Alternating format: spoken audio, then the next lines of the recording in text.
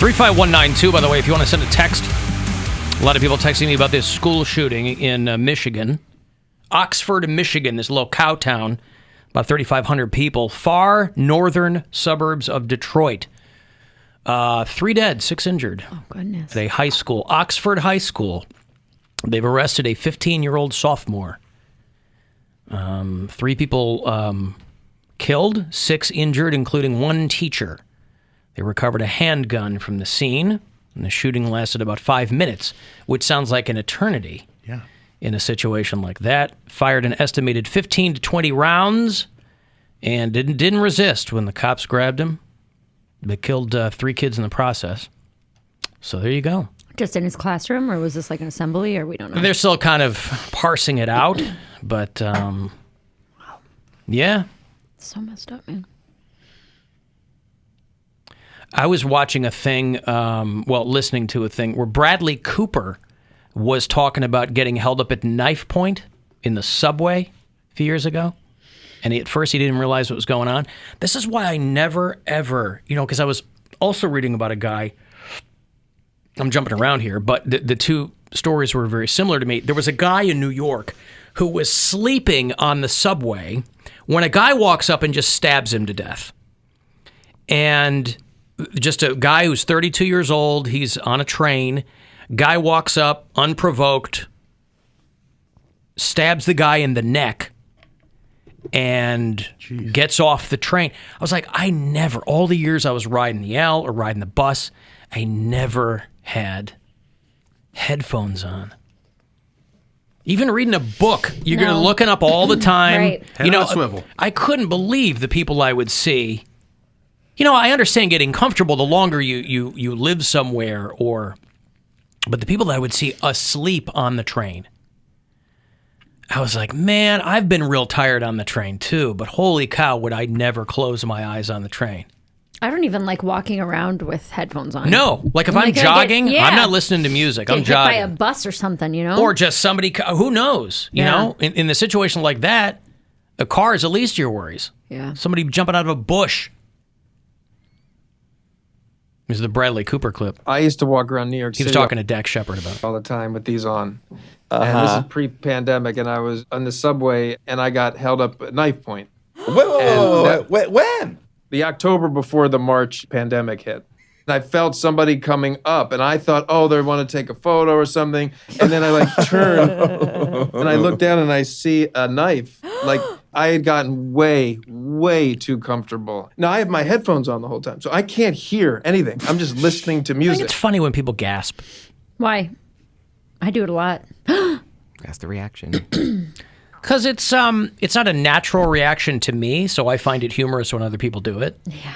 Like any other reaction that wouldn't come naturally to me. But just gasping, I think is. But also, I will say that the story that Dax is telling is super relatable because I have totally been there, gotten way too comfortable. I've been leaving the not here, but when I was in college, leaving the radio station, which is on campus. Yeah, you've told stories about living in Akron, and you're like, that's 2 what in the morning.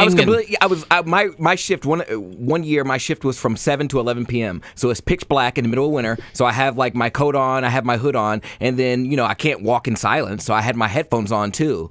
And I'm just walking, minding my own business, and I don't know how, by the grace of God, I don't know how I never got robbed or stabbed or anything, but I was ripe for the picking. Looking as gay as could be, listening to Lady Gaga, walking 3 blocks off campus. By yourself? By myself in the middle of the night. I used to You did get lucky. Yeah, I did. I know. Because there would be robberies and people getting held at gunpoint.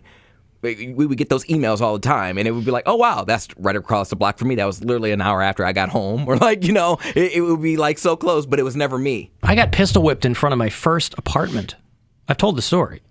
I wasn't wearing headphones or anything. I've lived in awful, awful neighborhoods by myself as an adult.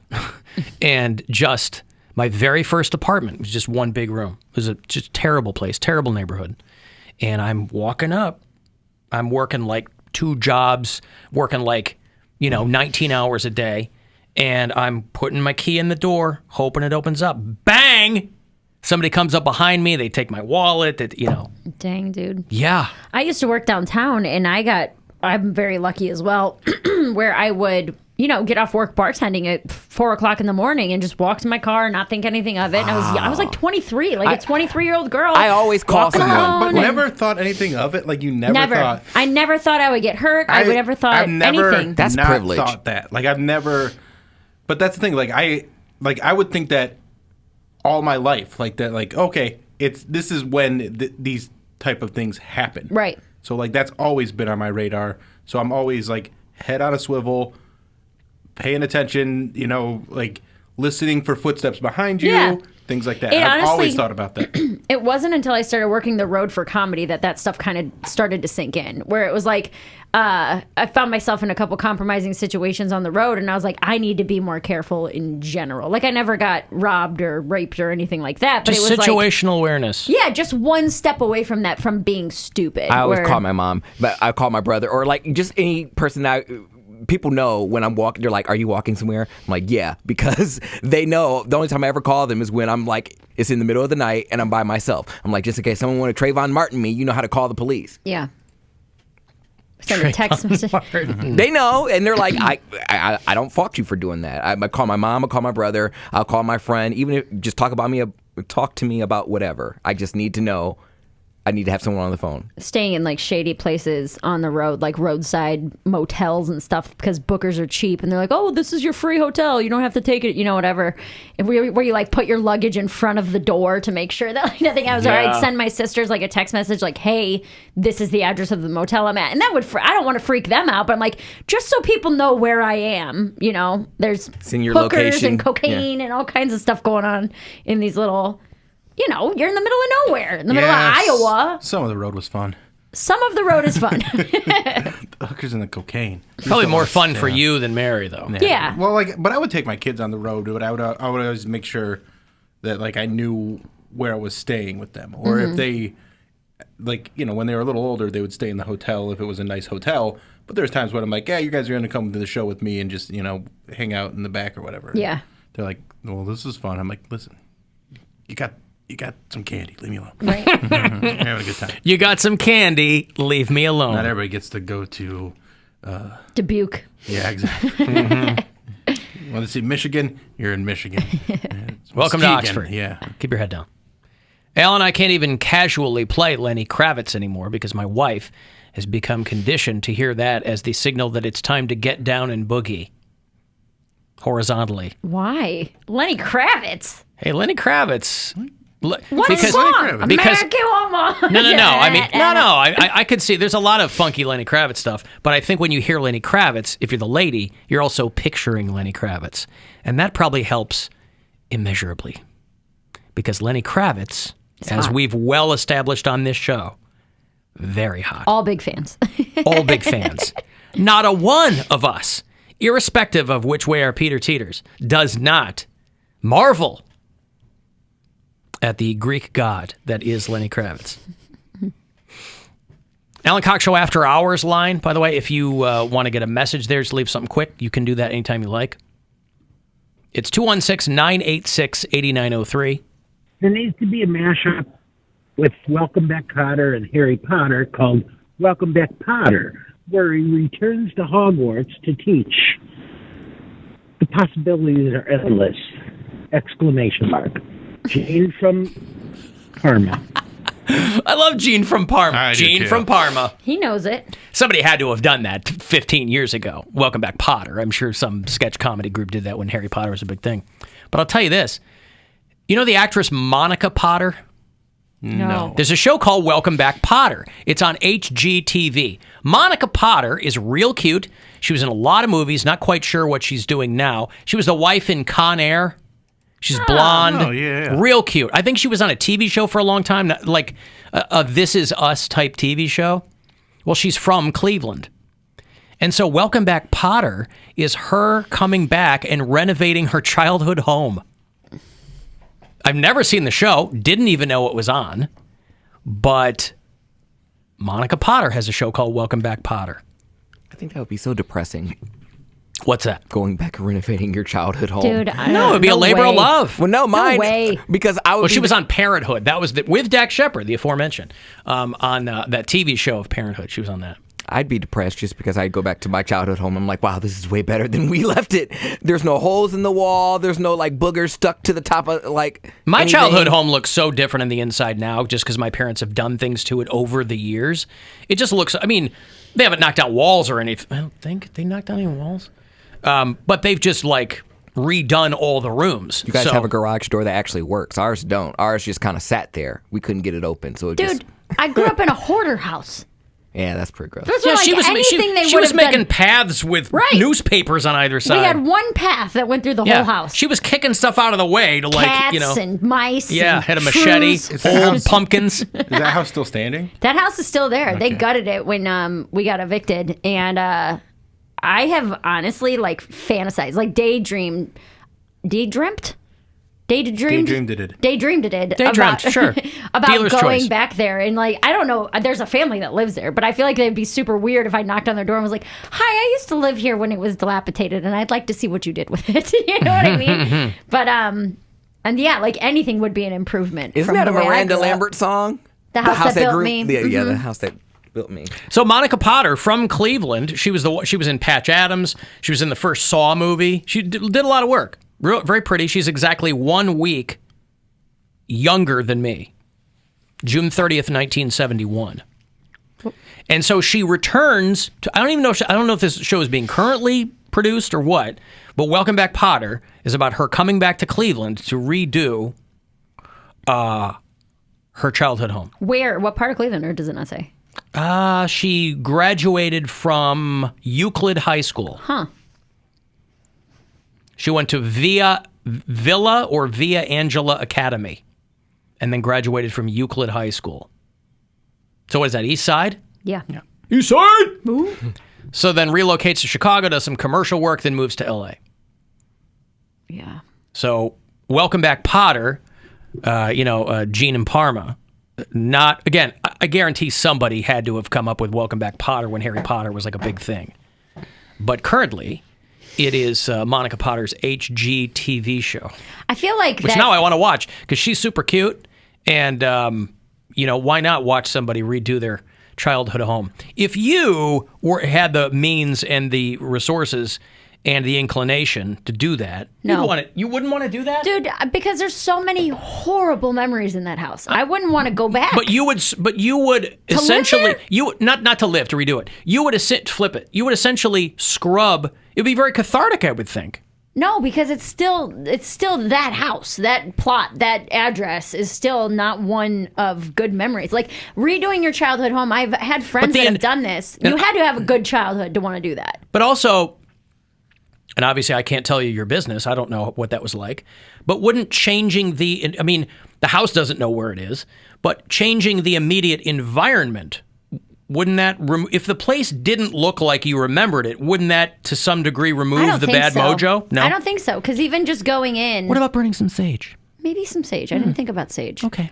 But no, just being in that yard, in that driveway where you're like, oh, this is, whatever bad things happen there, it's like, oh, this is all it doesn't matter if there's a new coat of paint or you change the stairs. So nothing that tearing down some walls don't think would so. fix. Okay. No, I don't think so. I mean, anybody who comes from like a horrible childhood, or like if you were beat or your parents screaming at each other, like it doesn't matter if you redid the tile. It's like this is still where. You'd feel better watching the house be demolished. Yes, But that house is still standing, you're that saying? house is still standing. I'd watch it burn. Your mom doesn't live in it. No. Who lives in it? I have no idea. But people live in it. People do. It's sold And I'm sure they redid the whole thing. probably 10 years ago, maybe more than that. I'm sure they gutted it. When did we get out of there? Oh, man, Probably it was sold for nothing. And they 2006. gutted it, right? Yeah, probably. What's fun is when you go back and look on Google Maps and you like walk the same neighborhood that you used to live in. I'm like, wow. I don't want to go back there ever. I'm just saying, like, all the houses are like repainted and the grass looks so much greener. I'm like, wow, nothing's dead. There's just like no broke down car in the driveway. Unless you go back and everything's exactly the same. It's not gonna be like I lived in my childhood home.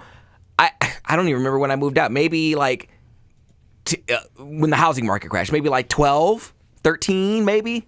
I know it was before high school. Housing market crashed like 07, 08, 09. Yeah. Okay, well then earlier than that, and it looks so different now because I'll look it up. I'm like, wow, you guys have a pool and a back porch. We had a door where the steps were supposed to be, and it was just like a drop down. It's like, all right, well, if you're not healthy enough to make a big jump, don't step outside. I think what it would be is that I would be pissed that I didn't get to live in that house the way that it is Like, remodeled. in Does a that make livable sense? manner, yeah. Right. Like seeing what it could potentially be. I'm like, all you had to do was do this, and you couldn't handle that, could you? You know, like it would make me more mad and more bitter to see it all done up. Because like the bones are good, you know, we just screwed it all up, And they're their money. and they are their money. I have Her no house desire. was off of 185th Street near Neff Road. Okay. Oh, yeah, okay. East 185. That's All right. just east off on 90. Yeah, Euclid. Oh yeah. Okay, you're right. I'm an idiot. Well, High I School. pictured my sister used to live off the 222 exit, so I'm like, oh, that's like right there. Yeah, numerically, that makes sense. 185, I'll fight all 222. of you if you want to do that today. I'll fist fight every single one Like of you. numbers. If you guys want to go over numbers, I will fight all I'm of good you. at numbers. And I'm you'll good at- win. You're better at numbers. You're better than I am at numbers. Those are those curly things, right? Not all of them are curly. Some of them. The one isn't particularly curly. The way I write it, it is. That's why I'm so bad at mathing. Yeah. So anyway, congratulations to whatever Monica Potter is doing out there. But And there is a Harry Potter Welcome Back Potter There sketch. had to be, right? It's on YouTube. okay. But it also is it 10 years old? It's old. Okay. I don't know if it's good or anything like that. It's just something that somebody posted. But there's also, like, when you search for that, you get the SNL sketch where Lindsay Lohan played Hermione when she came back and she's all like busty. And man, Lindsay Lohan is so hot. Yeah. Mean Girls, Lindsay Lohan. It's the hottest. That was That's like peak Lindsay Lohan. That's peak Lindsay Lohan. That and yeah. Herbie. Herbie. I didn't mind that movie. I didn't Fully mind that loaded. movie. Yeah, I got to tell you. I think I took my older kids to see that in She the theater. said that She's getting married, right, Lindsay Lohan? Oh, is she? She's married some Greek dude or something. Yeah. I don't know what I she's thought she was in like Dubai. She was for a bit, I think, just to do that reality show, but she's engaged to somebody named Bader Shamas. Woof. Did she meet him over there? Did she meet him in Dubai? You probably don't know. Why am I asking you? No clue. But she's 35 years old now. And she has 9.7 million Instagram followers. I mean, she's still popular. She's just a train wreck. Like, people don't want to hire her for a job, so she might as Is well that marry still rich. true, though? Yeah, she's unreliable. Like, every time, when Oprah has to give you like the like when she has to lay down the law, then yeah. But you're smarter than that. You think everything is, you're more cynical than I am. You think everything's PR. That's absolutely PR. It's absolutely PR, but she admitted, she's like, I do coke, I do Xanax. Like, remember that song she came out with? You give me anxiety, like when I'm with you. Like, But she's still doing that? Is this Lindsay I Lohan? can work longer. This isn't Lindsay Lohan. So I can It's a good song. So I could do more coke. Just imagine it's Lindsay Lohan.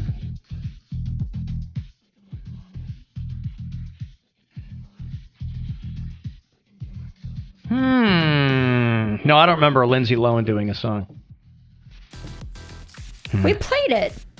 we did. Yeah, we talked about it. Oh, I'm sure we did. Doesn't mean I remember it. Were Mary's parents together when you lived in that house? Yeah, they got divorced when I was like 10 or 11. So the few years leading up to that were real bad. So I have almost no good memories from my childhood. And I've talked about that in therapy where he's like, you can't think of one good thing. I was like, dude, it's all blocked out. If you could find a way to make it come back, that'd be great. But all of the huge significant things that happened in that house were all horrible. Probably better off Yeah.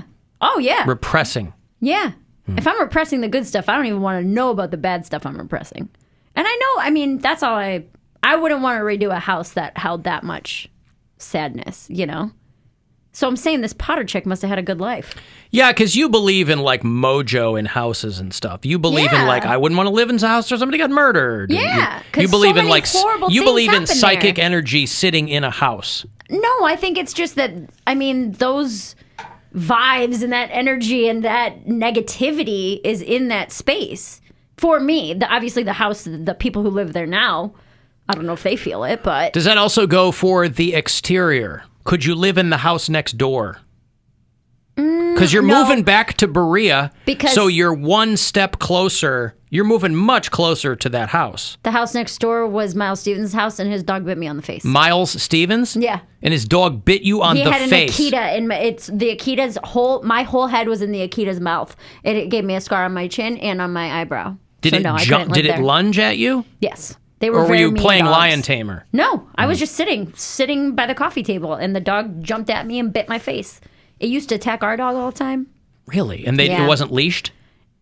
Or it would get off its leash, and then we would hear growling in the backyard, and their dog's attacking our dog again. I don't think I'd even go back to that street, to be honest with you. You wouldn't go not gonna back at live all. To near live there. there, no. I But would you're- like to go see what the house So when you looks move like. back to Berea I'm on the other side of town. in the spring, I don't know anything about Berea. Literally, only place I've ever been in Berea. It's the airport. Is that where the Cuyahoga County Fairgrounds is? Yes. Been there. Is the airport in Berea? Been there. Okay. And your dad's memorial. That was in Berea. Yeah. Co Park, Co Lake. Co Lake. Those are the three places I've been in Berea. And so there are opposite sides of town. Yeah. Okay. Yeah. So you can go, no. I live on the west side This of is. Berea. I used to live on the north end of town. I used to live on the there. north end. Now I live on the south end. Yeah. South Berea. South. I actually don't You're know. a Southie I was a northie. from SB. I got a break. If you're a Shinedown fan, the front man and the guitarist have a little acoustic side project. It's called Smith and Myers. Clever. And they're going to play the House of Blues on December the 12th. So if you want to see them do their thing, I have a couple tickets for you when we return. 35192 if you want to text, and we'll be